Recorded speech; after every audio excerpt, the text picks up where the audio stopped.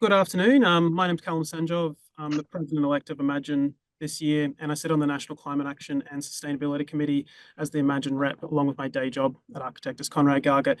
And I'd like to welcome you to our May edition of Sustainability Snacks. I'd firstly like to acknowledge the traditional custodians of the Indigenous countries from which we're all meeting today.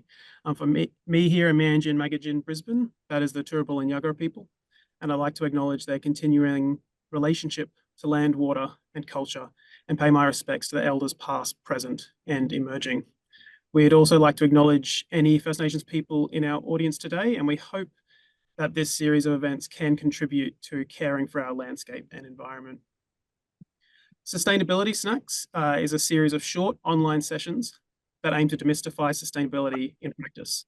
In just 30 minutes, we'll be hearing from an educator this time on how they and we can reduce our impact.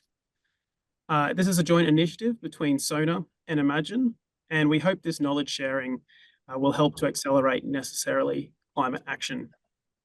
Today, we have Liz Brogden from the University of Queensland joining us to share international lessons on climate action in architecture, learned during her Churchill Fellowship travels in late 2023. Liz is a lecturer, researcher, and advocate at the UQ School of Architecture, Design and Planning with a focus on climate, resilience, and sustainability.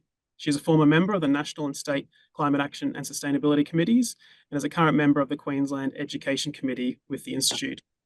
She was awarded a Churchill Fellowship, which allowed her to spend 6 weeks researching climate action and literacy across Europe, of which she will present some key findings today.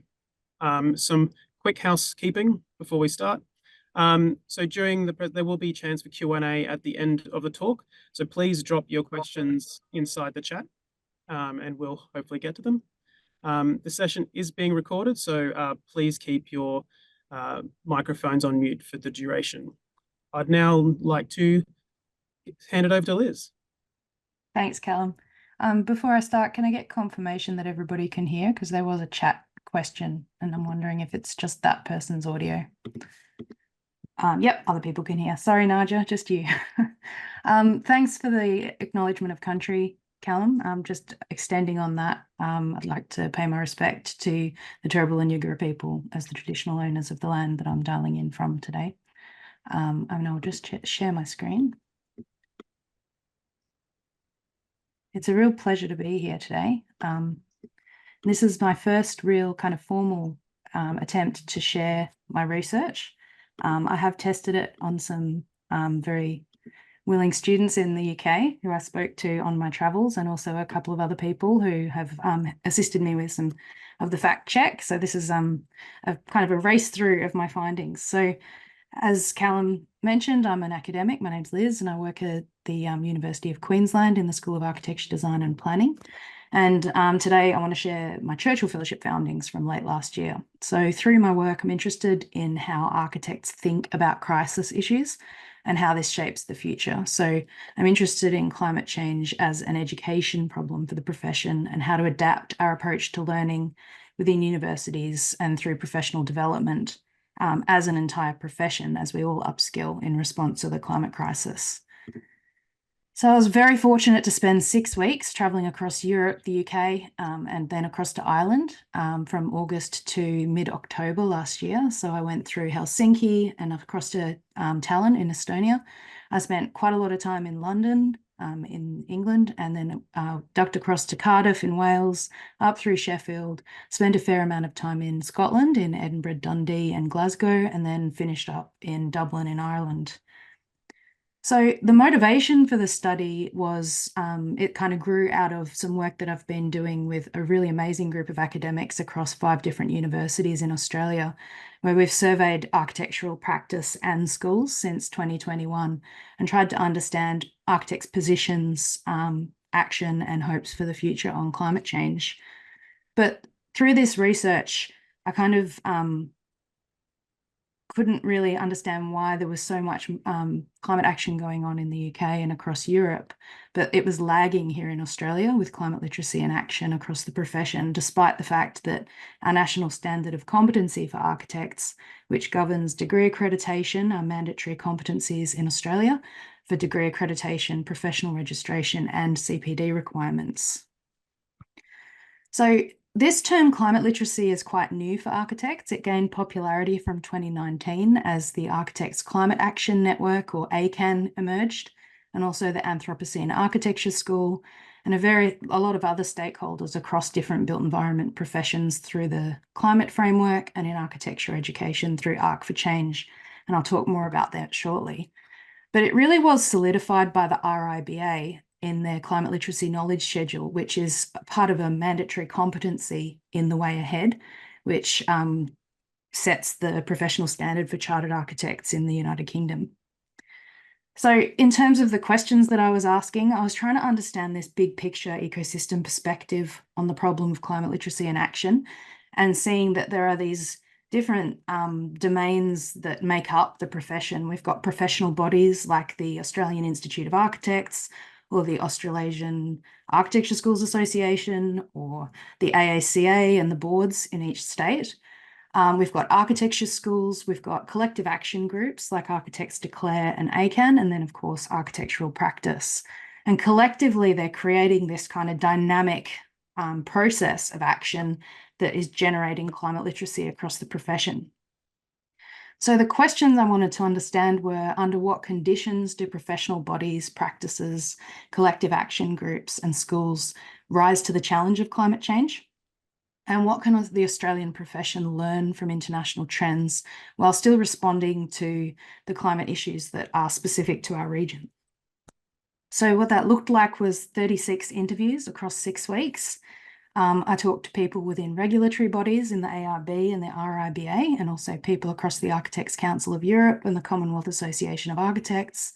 I spoke to people who were pivotal in the collective action that emerged in the UK from 2019, as well as leaders of climate change education initiatives within architectural education.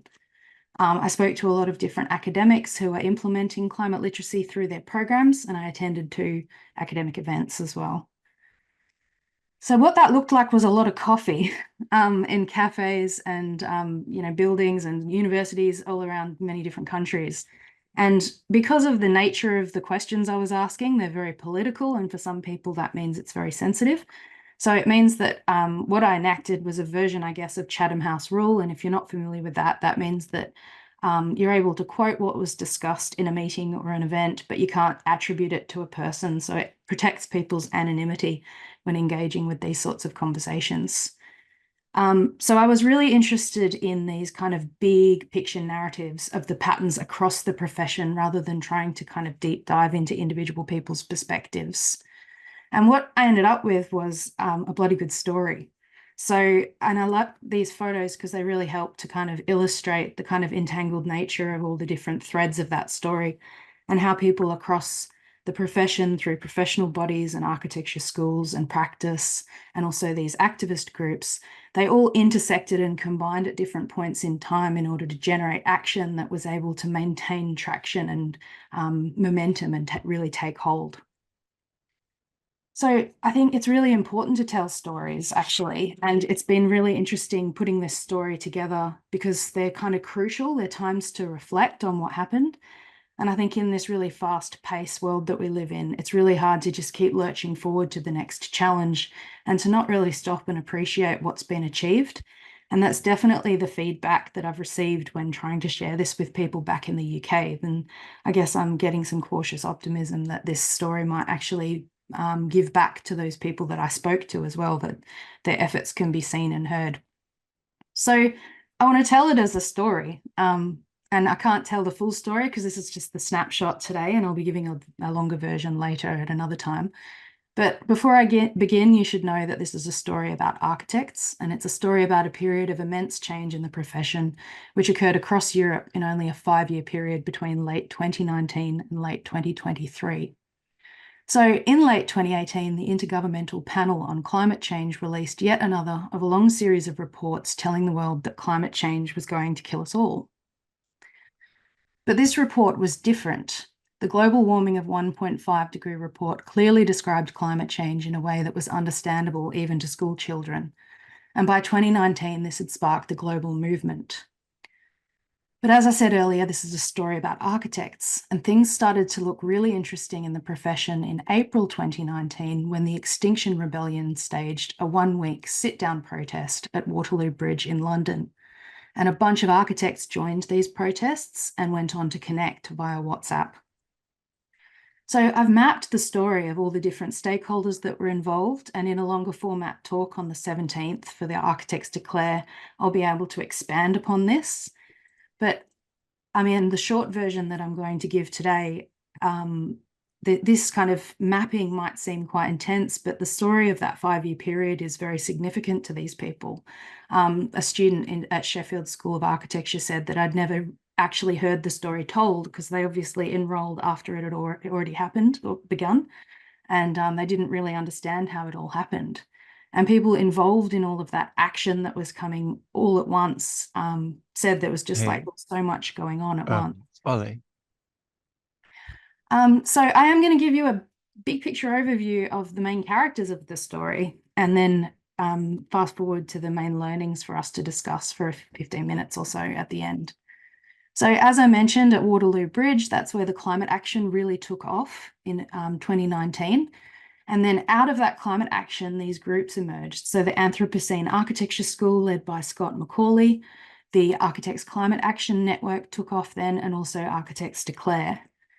There's also a cross-industry, I mentioned before, that climate framework and the climate literacy knowledge schedule that came out of that.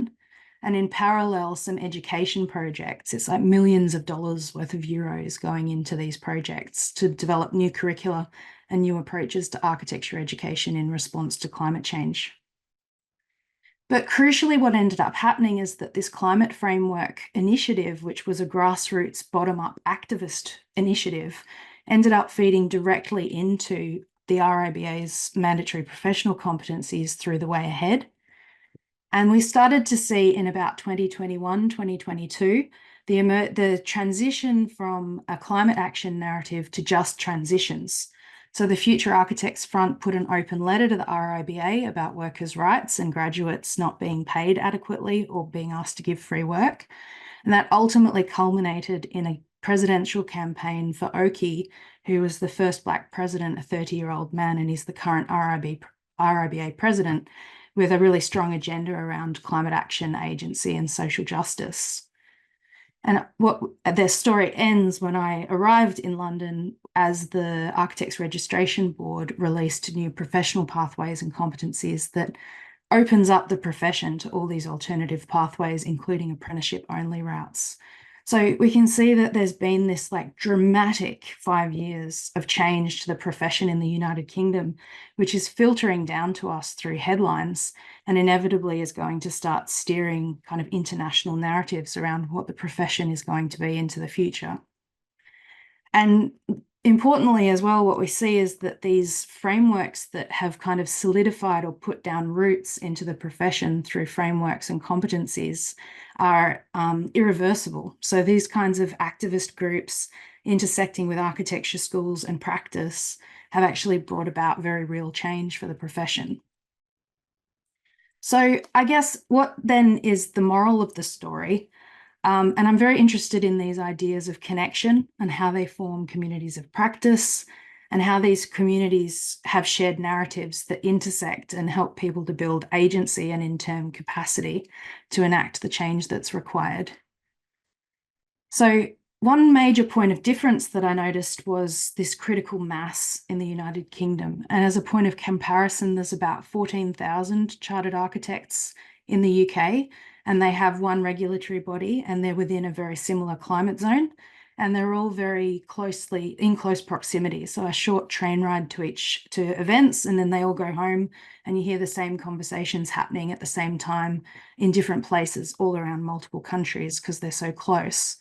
And that means they have this kind of critical mass for knowledge sharing and events that we really lack here. And we've got about 14,000 architects spread across 8 different climate zones in a landmass the size of a continent.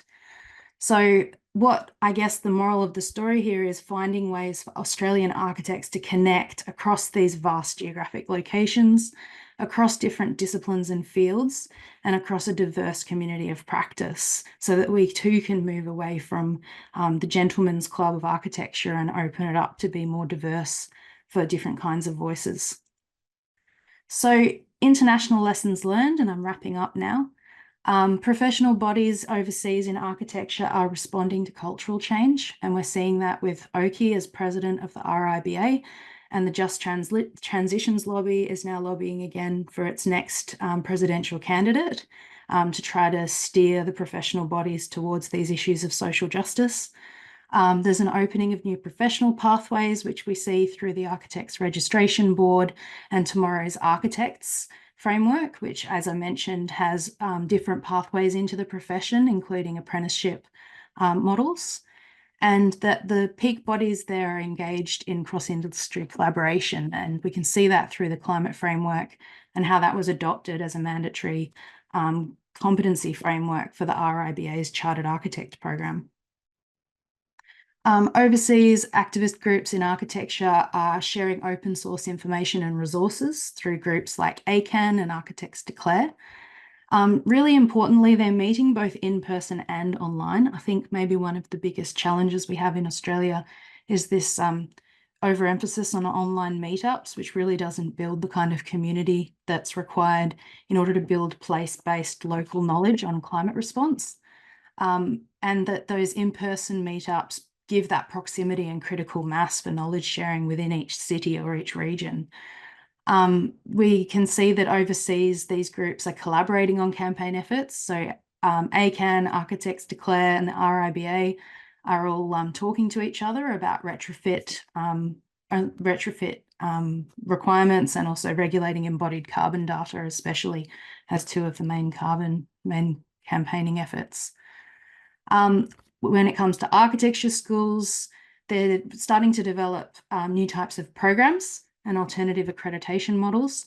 So like at UCL, there's a Bachelor of Science in Interdisciplinary Architectural Studies, and these students don't intend to ever take the standard registered architect route. They're interested in careers in architecture and affiliated disciplines, and are interested in things maybe more technological, like building information modeling and building performance, net zero calculations, that sort of thing. And we're also seeing dual and even triple accredited programs at a master's level, where students can graduate with the credits or the accreditation required to pursue careers in planning or engineering or architecture. These new programs are focused on a curriculum level change, not just climate modules that get parachuted into the education program, but looking at how those ideas are integrated right across the program, which means that there's a lot of focus on teacher training and building confidence in teaching about these very new areas of knowledge. And crucially, they have access to funding for education research. So I mentioned Arc for Change, which is funded by the EU through the Erasmus Plus program. And the Building Change program has all 7 schools of architecture in Ireland collaborating on a single curriculum and teacher training development project that's government funded, and we're talking millions of euros. So they petitioned the government and made a business case for the fact that they were producing graduates with industry-ready skills in order to be able to collaborate and sidestep issues of IP. Architectural practices are supporting, this was something, I don't know if this is happening here, but there's a National Sustainability Lead meetup that happens once a month online, and they enact Chatham House rule in that, so that everybody respects each other's privacy and doesn't quote anyone directly, seeing as how they're representing their practices. They're focused on in-house resources and toolkits, while also channeling efforts through Architects Declare and ACAN to ensure that there's open source information happening as well. So I guess pulling all of that together, it leaves the question of what is our story. We've seen that in that 5-year period in the UK, we've seen this climate action rapidly come out of nowhere, and it's now moving towards just transitions and a focus on the social issues and inequity and diversity and inclusion. I guess one of the things that we're in an enviable position here in Australia, and I think the clue is in our national standard of competency for architects. Whatever you think about that framework, it did put in a 2-pronged change around whole life cycle carbon and First Nations knowledge framework, and care for country.